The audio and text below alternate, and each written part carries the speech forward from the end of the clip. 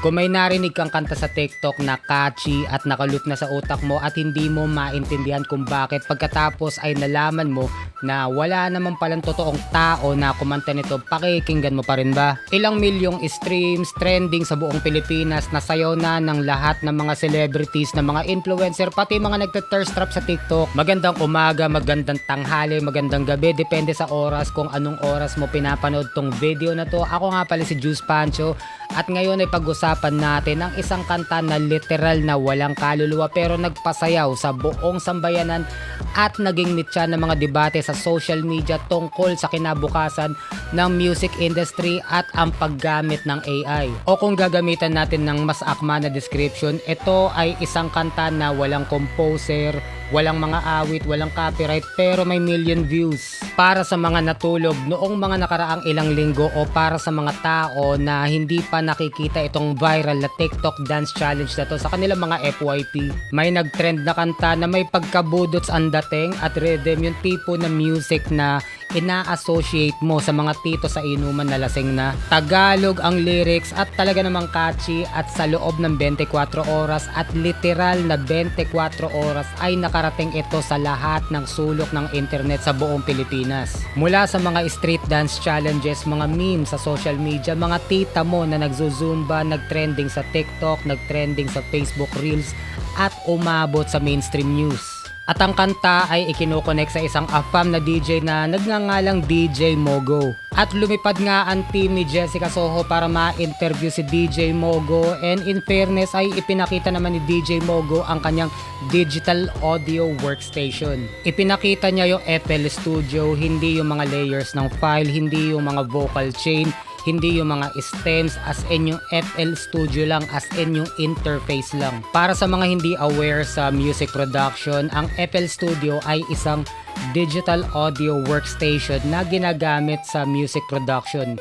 And ang ipinakita ni DJ Mogo sa kapuso mo Jessica Soho ay yung interface lang ng FL Studio, and hindi niya pinakita yung mga layers ng track kagaya ng mga drums, kicks, hi-hats, and then yung mga vocal chain, yung mga stems and all that, hindi niya yun ipinakita. So wala yung pinagkaiba sa isang writer na ipinakita mo sa amin yung interface ng Microsoft Word tapos sasabihin mo na ikaw ang sumulat ng To Kill a Mockingbird. At kung pumunta naman tayo sa Reddit na naging hukuman ng Court of Public Opinion at ang verdict ng mga netizen, kahit hindi mo na basahin yung buong thread, tignan mo na lang yung pinaka-upvoted na komento. At ang hatol ng mga netizen, hawak ng AI ang beat. Pero ang talagang interesting sa talakayan ng mga netizen sa social media ay hindi lang yung consensus kundi kung paano to pinagtalunan o pinagdebatehan ng mga tao itong topic na to. Sinasabi ng marami na isa lang itong AI slap dahil sa pagiging generic at lifeless nung pyesa, at dagdag mo pa yung observation ng ibang tao na merong ilang linya yung kanta na tila direktang pinatranslate lang din sa AI dahil walang sense, kagaya nung linya na sinisigawin pagkatapos nung linya na sa ilalim ng ilaw ay sinisigawin, at yung salitang sinisigawin ay walang sense dahil wala naman talagang Tagalog na salitang sinisigawin. Baka sinisigaw pwede pa pero sinisigawin wala, at dahil doon sa talagang nagiging malinaw para sa mga netizen na talagang isang AI slap lang to. At may mga pumupuna din sa title nito dahil yung title na to is parang hindi siya native na Tagalog phrasing, na para bang isa siya talagang originally English na title na talagang pilit na translate into Tagalog 1:1 translation, in which in most cases talaga pagdating sa mga language translation ay hindi umuobra. At dahil dyan ay nabuhay na naman yung mga usapin tungkol sa AI slap, kasi kung matatandaan nyo nung mga nagdaang linggo o buwan ay mainit na usapan ng AI slap, partikular sa mga AI slap o mga video na nagkalat sa Facebook at sa TikTok. At ngayon naman muli na namang yan nabuhay dahil sa hawak mo ang beat na allegedly ay isang AI generated na music. And maraming mga tao ang pessimistic tungkol sa generative AI at marami naman sila mga valid na punto. Una, commodification of art, kasi nga kinukompleto ng AI yung commodification ng music, kasi natatanggal, nawawala yung barrier sa pagitan ng pera at ng content, which is yung totoong tao. Dati kahit yung pinakagahaman na kumpanya or agency ay mangangailangan pa rin ng totoong tao or totoong musician. Ngayon kahit sino ang mga ilangan ng music material, mapa-advertiser, restaurant, coffee shop, TV network, mag-prom ka lang tapos na. Mas mabilis, mas mura, walang rights sa kailangang bayaran. At ang paradox ay yung mismong dahilan kung bakit mas accessible ang generative AI music, which is walang copyright, ay yun din ang dahilan kung bakit wala kang protection kung gagamit ka nito. Kasi nga dahil walang copyright, then pwedeng gamitin ng kahit sino yung AI music na piyesa mo at gamitin nila ito sa kung paano nila gustong gamitin, kung saan nila ito gustong gamitin. Total freedom sa mga gagamit pero zero protection sa mga creator. Hawak mo ang beat pero hindi mo hawak ang rights. Sa madaling sabi. Pangalawa, algorithmic trap.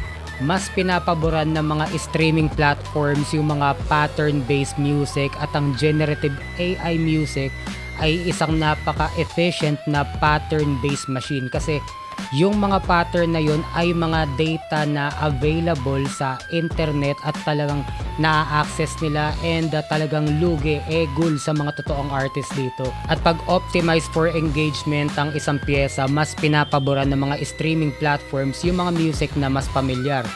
Low escape rate, high completion rate, walang pakialam basically ang algorithm sa art. Mas pinapaboran ng algorithm yung mga pyesa na optimize for retention. Pangatlo, ethical discussion ng training data. Ang generative AI music ay built on stolen labor ng mga artists at ang kasalukuyan natin mga batas ay hindi pa updated sa ganitong mga usapin. Ang mga generative AI music ay galing din sa mga existing na music at ang mga music na yon ay mga data at ang mga data na yon ay galing sa mga music na galing sa mga totoong artists nang wala nilang pahintulot. At sa usapin ng protection, walang copyrights kung walang natural person as creator, pero ang contradiction is ang AI generative music ay walang copyrights pero yung data, yung music data na ginamit na pang-train sa mga generative AI tool ay galing sa mga artist na merong mga copyright sa mga kanta nila. At yung music ng mga artist ay pinakain sa AI as data nang hindi humihingi ng kanilang pahintulot, hindi sila nabayaran at ngayon ay kakumpetensya nila yung mismong tool na na-train gamit ang mga music nila as data. Pero kahit anong mangyari ay meron pa rin mga tao nakakampi dito at syempre valid din naman yung mga points nila. Kumbaga hindi talaga totally kontrabida ang AI dito and in fact nagbubuka siya ng pinto para sa mga bagong creators at para i-elevate ang human creativity assisted by AI. At ang mga valid points nila ay una, mas na-democratize ang music generation. Kahit ang isang batang mahirap na taga-probinsya na may talent pero walang pera ay pwede nilang gamitin ang AI as a tool. Pangalawa, AI as an instrument not a replacement. Nung maimbento ba ang calculator, tumigil ba sa pagbibilang ang mga tao? Nakatulong nga ito sa pagsosolve ng mga mas mahihirap na problema. Ganun din ang AI. At pangatlo, yung pressure sa mga artists is actually a filter kasi kung ginagawa na ng AI yung mga generic formula na kanta, ang matitira na lang para sa mga human artists ay yung mga konsepto na hindi pa na-explore and therefore hindi pa na-generate, at kung hindi pa na-generate, therefore hindi pa siya nagagamit as data para mag-train ng mga AI. Kumbaga sa madaling sabi, AI might be the best thing that ever forced artists to stop playing safe. Ngayon ay bumalik tayo sa simpleng tanong na kung saan ako nagsimula kanina. Kung nalaman mo na walang totoong tao na kumanta nung kanta, patutugtugin mo pa rin ba? Hindi ako magbibigay ng sagot para sa inyo kasi bawat sa inyo karapatan nyo magdesisyon para sa mga sarili nyo kung talagang nagugustuhan nyo, bakit hindi. Ngayon, ito ang takeaway ko dyan Ang music ay palaging tungkol sa connection at ang connection ay ang pagtatagpo ng dalawang totoong bagay. Ngayon, kapag ang isa sa dalawang yan ay wala, kapag ang artist ay isang algorithm na walang emotion, then nagkakaroon ng kakulangan sa equation. At sa mga totoong musician dyan, sa mga taong nagpupuyat sa kanilang mga home studio, sa mga bata na nag-aaral pa lang maggitara, sa sa mga vocalist na nag-aaral ng voice control, patuloy lang kayong gumawa. Hindi kayo papalitan ng algorithm, nagkaroon lang kayo ng bagong instrumento para mag-boost ng inyong creativity. Kasi ang generative AI ay gumagamit lang ng mga patterns galing sa mga musika na nagawa na noon, pero kahit kailan hindi nito magagaya yun nang gagaling sa puso ng mga musician, yung pinakadahilan kung bakit ka lumilikha ng musika. At kung nagustuhan mong video na to, maaring mag-like, share, subscribe, and hit the notification bell, and share mo na rin sa mga musician mong tropa at sa mga katropa mo na adik-adik sa paggamit ng AI. Once again, I'm Juice Pancho. I'm out. Yeah.